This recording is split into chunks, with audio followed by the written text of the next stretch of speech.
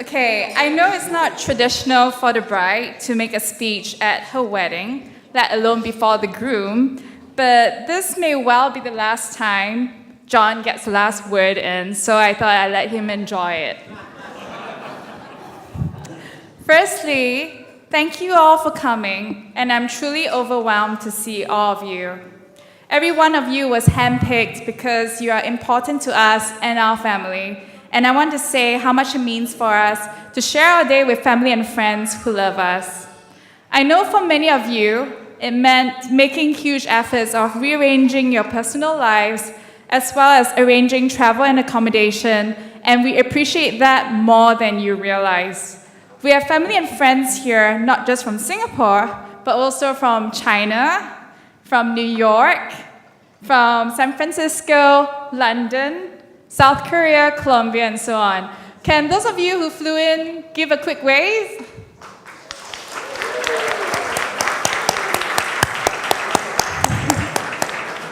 Thank you once again for coming here. And Singaporeans who want to plan your next travel, you know who to look for after this, yeah? To my lovely mate of honor, Charles, and my 3 beautiful bridesmaids. It just wouldn't be the same without you here today. The problem is you all look so stunning that I have to sit you as far away from me as possible. A thank you to my lovely flower girls, Rowan, Zi'en, and Leah, who made our wedding entrance very special. The 3 of you really look like princesses and thankfully behave like them too. Nush, Steve, Eric, and Chris, I have to say thank you for being a fantastic groom's party. John turned up on time. He seems relatively calm and he's still sober, so well done, good job. I'd also like to say a huge thank you to my new in-laws, Suzanne, Steve, Becky, and the Saunders as well. You have been supportive and have really welcomed me into your family.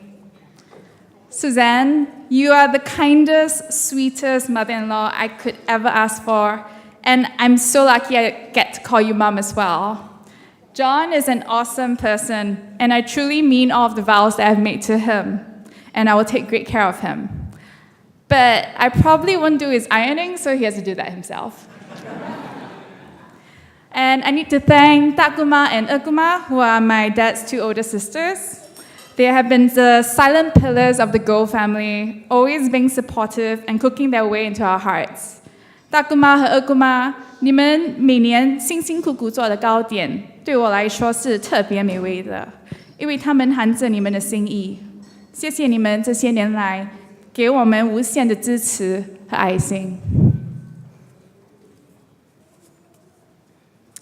Now on to my 2 big brothers, Ifan and Ihang. One of my favorite memories was when my oldest brother, Ifan Gogo, was about 13, decided to bring 9-year-old Ihang Gogo and 8-year-old me on an adventure without telling anyone. And my parents basically nearly called the police and lodged a missing children's report because everyone thought we had been kidnapped. Yep. But looking back, that was worth it, despite all the trouble we got into, because that was sibling bonding at its finest. Growing up into adulthood, I know we have our ups, downs, and different perspectives, and I know that you are 2 of the smartest, kindest people in the world, and I love you very, very much, and know that we'll always support one another. So remember, no matter how opinionated and annoying I get, I'll always be the little sister who has your back. Of course, I would not be here today if not for my parents, and even though words cannot even begin to describe how lucky I am to be blessed by my dad and my mom, I should try my best. Daddy, I've told John before that he will have to be content with being the 2nd favorite man in my life, because you'll always be my number 1 favorite man in the entire world. For most of you, you probably know my father as a successful businessman, but my dad is firstly the most generous and humble person who has a heart so big that he genuinely believes and thinks the best of people. Secondly, my father is simply an inspiration. Growing up in abject poverty, he is the epitome of lifelong learning and drive for success. Most importantly, my father is completely committed to us, our family. He always values harmony in relationships over being right, which is something I struggle to do because I always think I'm right. So, Papa, thank you for working so hard to provide the best for us all these years, and know that we love you very much and we are very proud of you. Mommy, thank you for your hard work and devotion to the family. But do you know what else we really love about you? Your love for culture and history, your amazing sense of humor, your wit and intelligence, and your pi dan zhou, which is a century egg porridge for those of you who don't speak Chinese. I have to say thank you to you and also Chang Zun Su Su for introducing us and exposing us to oldies music and film classics that have fed my soul till today. Because of you, Mommy, I've learned to be resourceful, curious, and stingy. I mean, thrifty. No, but seriously, my mom is one of the strongest, most down-to-earth people in the world, and who, despite her comfortable childhood, is unafraid of hardship and has always been the unrelenting pillar behind my father's success. We literally wouldn't be here without you and your endless sacrifices. So can I ask all of you now to please give a huge round of applause to my amazing dad and mom?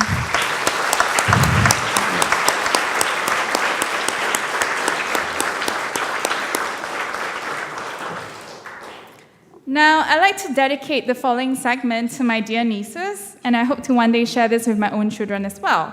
Rowan and Zian, you will always have a special place in Gugu's heart, and I hope that you will both enjoy friendships and relationships like the one Uncle John and I have. Uncle John and I have a relationship of mutual faith and pride in each other. Growing up as a child who was constantly bullied, I have a tendency to doubt myself. Uncle John is my best friend because every time anyone doubts me, he silences it by believing in me and never makes me feel shame about who I am or what I think. And this encourages me to grow and be better each day. Next, we have a relationship based on safety and security. Even though we spent a lot of time apart from each other, we are secure in knowing that we are a priority in each other's lives. We always make time for each other and never make excuses to let each other down. Thirdly, Uncle John and I practice an honest and compassionate approach. This means we get to talk directly about what upsets us in a loving and kind manner. We may exchange angry and sometimes hateful words, but we have agreed never ever to carry hateful thoughts and feelings with us on our journey together. This can be very difficult, but remember, practice makes perfect. Last but not least, we laugh together at ourselves, at each other, and at the same jokes all the time. Because laughing is accepting that we all have funny quirks and differences. And anyway, life is not very fun when you're laughing alone. To reference one of your current favorite movies, Hotel Transylvania, I hope you'll be as lucky as Cuckoo and find a few close zings to walk through life with you. It won't be easy, and it takes some practice to identify them, so take your time. And remember, the main thing is not to hurry. Nothing good ever gets away. Now, finally, to John. John, at first I thought of describing you as my rock, since that's how you asked me to be your girlfriend, with a rock. Now, before anyone gets too excited, it was a literal grey garden rock, not a diamond. But hey, I'm not complaining. But the more I thought about calling you my rock, the less suitable it seemed for you.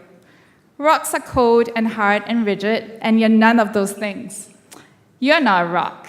You're more like a sofa. And that's not just because I've had some of my best times on you. You are warm. You're warm, you're inviting, you're the center of my home. You're my comfort zone, and also very hard to get out of the house without help. John, you should know that you deserve all the love and consideration in the world. You are so special that you're the first angmo, and in fact the first boyfriend I brought home, that my entire family truly loves. To quote my father, John may look different on the outside, but inside he's the same as us.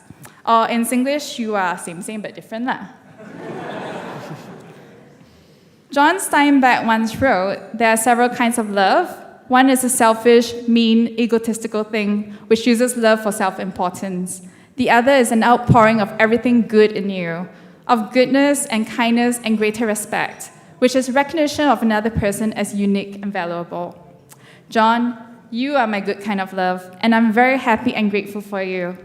From now on, we will have something major to celebrate every 29th September, because it's a day I married the cleverest, funniest, most caring, and wonderful man. I can't wait to spend the rest of my life with you. Ladies and gentlemen, please join me and raise your glasses for my wonderful husband, John.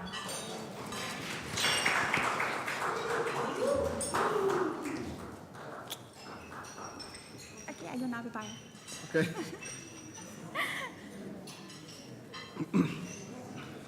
Wow.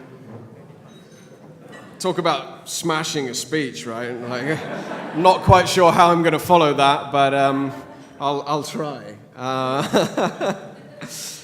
I guess one of the keys to making a great speech, you speak to a professional speechwriter, a public speaking coach, they tell you, you've got to put a joke in the first 30 seconds of your speech to capture your audience. They also tell you,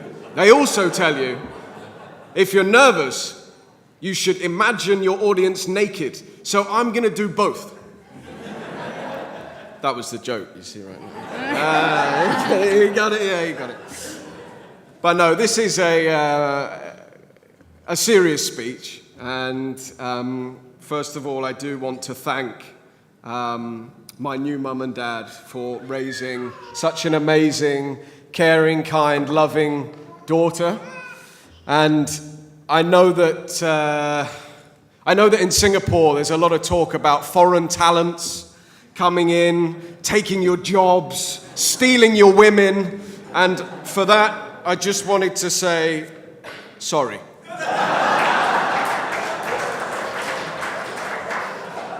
But no, it's okay. How do I say this? Yuting maybe doesn't have the best track record with Singaporean boyfriends. She likes to be the boss. She likes to be in charge. She likes to have the last say. And that's why we're such a great couple, because she's great at giving orders, and I'm great at following orders. So. Actually, I said to my father-in-law once, I said, did you ever think that your daughter would be marrying an Ang Mo, and what do you think of that?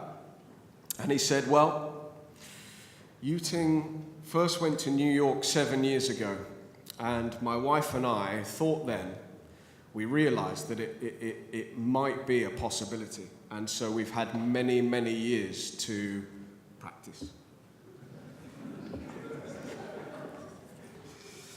But no, seriously, all the goes have been absolutely fantastic. They've been, well, meeting them has been meeting the most generous family that I've ever met, ever. And from not just your parents, but thinking about your brothers who, made a lot of jokes, made me feel comfortable, made me feel at home. Even Rowan and Zuan, who would send me these funny gifs when I was in London, just bombarding my WhatsApp. Even Aunt Julie teaching me mahjong, and cousin Jennifer absolutely destroying me at mahjong. But no, all of you have been absolutely amazing to me, and I feel like I've really found a home with you. And actually, it hasn't really been difficult to fit in. I think I asked my father-in-law, what do you like about me? And he said, well, two things. We can understand you, and you like our food.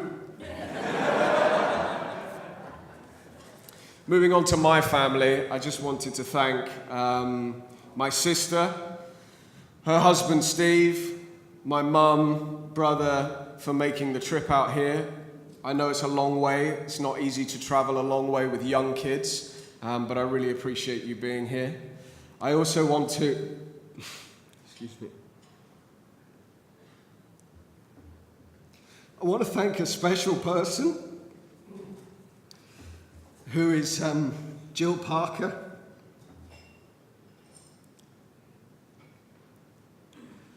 I'm sorry. Jill, last year had some quadruple bypass. I think they removed her heart and put a robot one in, I don't know. And she was told by the doctors that she needs a hip operation urgently. And she postponed it to be here. And Jill, just know that none of this would be possible without you. So, thank you.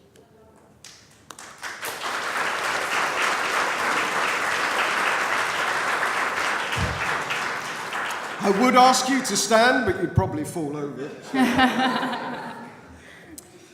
Okay, a little bit about our relationship, our proposal.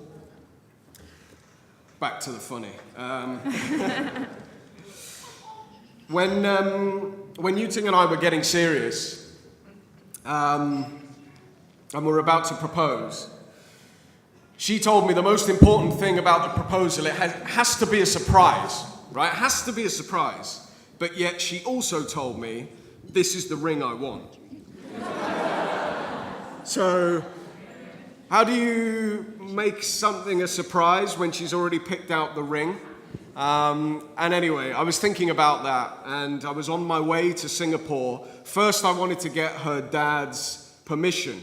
Now, maybe that's a British thing. I don't know if you guys do that, but I was expecting her dad, when I asked for Yuting's hand in marriage, to say, to interrogate me. You know, what's your job? What's your salary? Do you drink? Do you like to hit women? You know? The answer is, of course, no. But he just said, no, take, it's fine.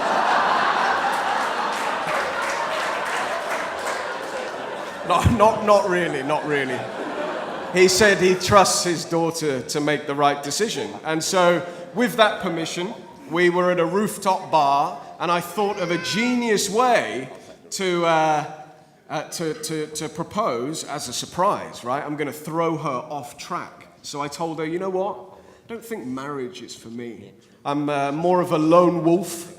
That ring you want, too expensive. It's going to take me at least a few years to save for that. And then I proposed. So it was a big surprise. But the surprise actually backfired because when I proposed, she smacked me around the head and said, "Don't bluff la, you play with me la." And she didn't believe it was real. But it was real, and I realize now that I did actually make one big mistake. I didn't propose with a speech. And since that day, whenever she's mad with me, which is, quite a bit, she'll say, hey, where's my speech, huh? Where's my speech? So today, if you will allow me, I will give you my speech. What I would have said, had I... Huh? It's too late now. Is it? Oh, it's too late, okay. I would have said that of all the people that I've met traveling the world, I've never met anyone that compares to you. You are the sweetest and also the most strong. You are elegant, you are funny, you work so hard, and you're one of the smartest people I have ever met. I like that I can enjoy a pint of beer in a pub with you, as well as go to a theatre or the opera. And so on the one hand, it's kind of easy to see how I fell in love with you. But in other ways, meeting you completely redefined how I viewed love and what I thought it was. I think men can speak conveniently of love when it serves their own purposes. And then when it doesn't, it becomes a burden. I never had a dream or a yearning to get married. I wasn't particularly looking for it. I thought sharing my life with someone, wasn't really for me. Maybe not every day. But all of this changed when I met you. And I knew that I wanted to spend every minute with you. And I know by giving a speech like that, you might be thinking, wow, what a great guy. She's very lucky to be with him.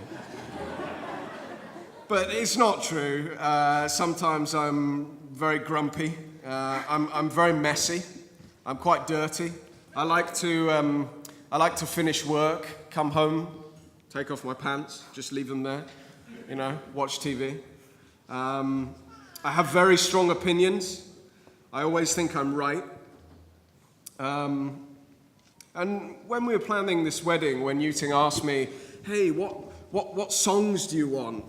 What color do you want I was like, I'm busy, it's up to you. You can pick, it's your wedding, I don't mind. Which isn't great. And, every single teapot that's on the table, not teapot, teapot, she actually made. There you go. With her own hands, all 141. And so she's not lucky to have me. I am very, very lucky to have her. This, ladies and gentlemen, is the love of my life, the most amazing woman I've ever met, my star and my hero, Yuting.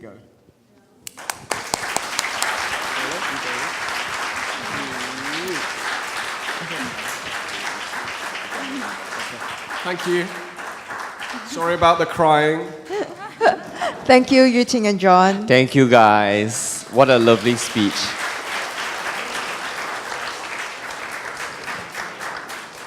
We would like to